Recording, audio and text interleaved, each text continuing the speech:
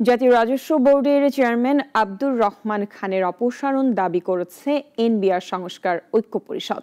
বৃহস্পতিবারের মধ্যে পদত্যাগ না করলে কঠোর আন্দোলনের ঘোষণাও দিয়েছেন তারা। এক সংবাদ সম্মেলনে এসব জানান সংগঠনটির নেতারা। বলেন, এনবিআর চেয়ারম্যানের প্রতি কর্মকর্তা কর্মচারীদের আস্থা ও বিশ্বাসে চির ধরেছে। এই অবস্থায় আগামী 29 মের মধ্যে তাকে অপসারণের জন্য সময়সীমা বেঁধে দিচ্ছে ঐক্য পরিষদ। তারা জানান, এনবিআর এর চলমান আন্দোলন আপাতত স্থগিত করা হয়েছে, তবে লাগাতার অসহযোগ কর্মসূচি চলবে।